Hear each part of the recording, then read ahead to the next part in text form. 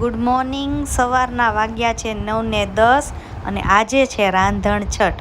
સવારમાં ઉઠીને ફ્રેશ થઈને પહેલાં તો આજે મેં મારા ગાર્ડનની મુલાકાત લીધી, કારણ કે એમાં રોજ સરસ સરસ મજાના નાના નાના ગુલાબી પીળા એવા ફૂલ આવે છે. અને આ છે મારું નાનકડું એવું ગાર્ડન. જ્યારે હું કુંડલામાં રહેતી હતી ને ત્યારે મેં બહુ સરસ મોટું ગાર્ડન બનાવ્યું હતું. અહીંયા જગ્યાના હિસાબે મેં થોડુંક ઓછું નાનકડું એવું ગાર્ડન બનાવ્યું છે. ટમેટા બહુ મોંઘા થયા હતા, મેં ત્યારે જ ટમેટી વાવી દીધી હતી. વિચાર્યું હતું કે ટમેટા સસ્તા થશે ત્યાં સુધીમાં તો ટમેટા આવી જ જશે. અને જુઓ અત્યારે જેવું થયું છે, ટમેટા થોડાક સસ્તા થયા છે ત્યાં મારા ટમેટીમાં ફૂલ આવી ગયા છે. એવું લાગે છે કે 30ના કિલો થશે ને ત્યારે મારી ટમેટીમાંય ટમેટા આવી જશે. મેં જ્યારે પણ વાવ્યા હતા ને ત્યારે જ કીધું હતું કે સસ્તા થશે ને ત્યાં સુધીમાં તો ટમેટા આવી જ જવાના. ગાર્ડનની મુલાકાત લઈ અને હું અંદર રસોડામાં પાછા મારા કામ પર લાગી ગઈ. થોડુંક પાણી પીધું. યાદ આવ્યું કે રાત્રે બાજરાનો રોટલો વધારે બનાવ્યો હતો, કારણ કે ક્રિશના પપ્પાને બાજરાના રોટલા સાથે દહીં વધારે ભાવે છે સવારમાં. અને અમારે તો મમ્મી દીકરાને સવારમાં રકજક થતી જ હોય કે મેં કીધું ભાખરી ખાવી છે, ને ક્રિશ કે નહીં મારે તો તેમાં ફાફડા ખાવા છે. અંતે હું જીતી ગઈ. મેં મારે ભાખરી બનાવી અને ક્રિશના પપ્પા માટે આજે અલગથી મસાલા ચા બને છે, એટલે ચાની ભૂકી નાખ્યા પછી મેં આ હાથી મસાલા નાખ્યા છે અને એમના માટે અલગથી ચા બનાવી છે. અને મારા માટે ને ક્રિશ માટે ભાખરી બનાવી છે. અહીંયા ચા તૈયાર છે. સાહેબ પહેલાં ચા પીશે. અને બપોરે બધું કામ પતાવ્યા પછી બહુ ભૂખ લાગી હતી, એટલે રીંગણા બટેટાનું ભરેલું શાક, બાજરાનો રોટલો, ઘી, છાશ, મૂળા. ક્રિશ કે મમ્મી શાક તો જોઈને જ મોઢામાં પાણી આવી જાય એવું બન્યું છે. બપોરે બધું કામ પતાવીને પાછું મેં મારું છઠનું કામ ચાલુ કરી દીધું છે. આ 2 કપ પાણીની અંદર મેં ગોળ છે 1 કપ પલાળી દીધો છે, એને ગરમ કરવા મૂકી દીધો છે.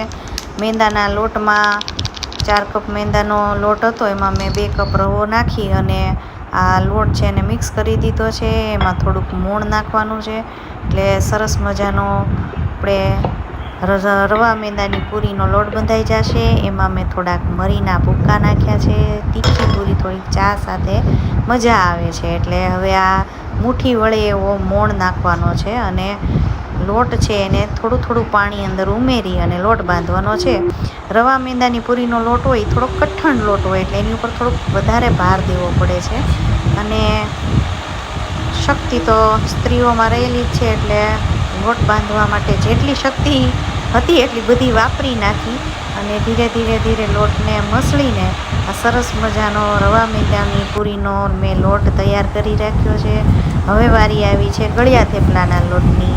તો મેં અહીંયા ઘઉંનો લોટ લીધો છે, એમાં મોણ નાખી દીધું છે અને હવે જે મેં ગોળનું પાણી તૈયાર કર્યું હતું એ ધીરે ધીરે નાખી અને સરસ મજાનો લોટ બાંધી અને સાઈડમાં મૂકી દીધો છે.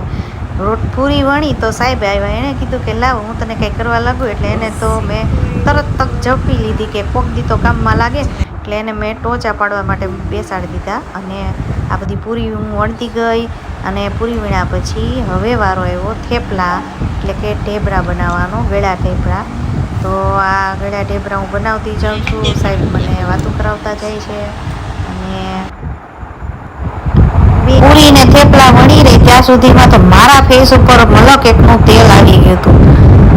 સાહેબે આવીને બહુ સરસ મને ખુશખબરી આપી દીધી કે કેન્દ્ર સરકારે આજે અમને યુપીએસસી પેન્શન યોજના આપી દીધી છે. એની ખુશીમાં હું બાથરૂમ સિંગરની બદલે આજે કિચન સિંગર બની ગઈ હતી અને મેળો પણ મને યાદ આવી ગયો હતો, એટલે મેં આજ સરસ મજાનું એક ગીત ગાઈ નાખ્યું.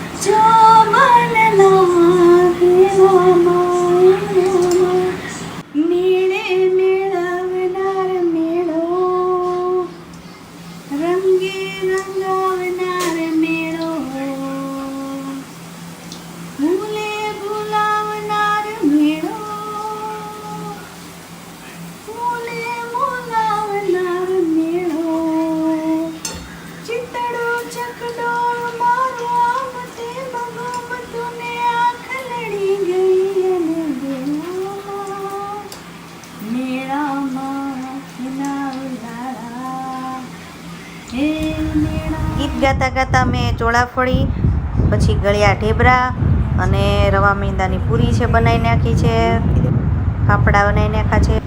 અમારે તો ઘરમાં ધૂપ થાય એ પહેલાં જ અમારે તો ક્રિશભાઈએ ખાવાનું ચાલુ કરી દીધું હતું, પણ એના પપ્પા કહે કે હવે એ ભગવાન જ કહેવાય ને એટલે ભલે ને એ પહેલાં ખાતો, વાંધો નહીં ભલે ખાય બીજું શું. અને આ મેં મઠિયા ફાફડા તળવાનું ચાલુ કરી દીધા છે. મઠિયાના ફાફડા તળાઈ ગયા છે, બધું થઈ ગયું છે. અને હવે તો મારું મોઢું લાલ લાલ થઈ ગયું, ગુલાબી મોઢું થઈ ગયું, એટલું ગરમી લાગી છે. પણ લગભગ સતત હું 3-3.5 કલાકથી રસોડામાં ઊભી કામ કરું છું. અને ફેસ મારો આમે તે હું બહુ હસું કે એવું કંઈક થાય એટલે ગુલાબી થઈ જાય. ક્રિસે મોજેટો બનાવી છે અને પપ્પાને ચખાડી કે કેવીક લાગે ચાખો તો. હું બહુ થાકી ગઈ હતી એટલે આજે તો રસોઈ બનાવવાની થતી નહોતી. બહારથી મંચુરિયન અને ચાઇનીઝ ભેળ લઈ આવી. મને ખબર છે ઘણા એમ કે આવું ન, પણ ભૂખ લાગી હોય ને થાક્યા હોય ને ત્યારે આના સિવાય બીજો કોઈ ઉપાય હોતો નથી. બધું કામ પતાવ્યા પછી મેં પાછું કારેલાનું શાક બનાવવાનું બાકી હતું એટલે તેલમાં લસણ સાતળી નાખ્યું અને ડુંગળી નાખીને સાતળી નાખી છે. કારેલા નાખી દીધા છે અંદર, હળદર મીઠું અને ધાણા જીરું મીઠું નાખી અને દહીં નાખી અને મેં કારેલાનું શાક થોડોક ગોળ નાખી દીધો છે. શાકને ચડવા મૂકી દીધું ત્યાં યાદ આવ્યું કે દહીં બનાવવું પડશે. દહીં બનાવી અને મેં સરસ મજાનું પ્લેટફોર્મને બધું રસોડું સાફ કરી અને આ એક ચૂલો પૂજી નાખ્યો છે. અને હવે મારું કામ પત્યું આજના દિવસનું. થાક લાગ્યો પણ બહુ મજા આવી આજ આખો દિવસ.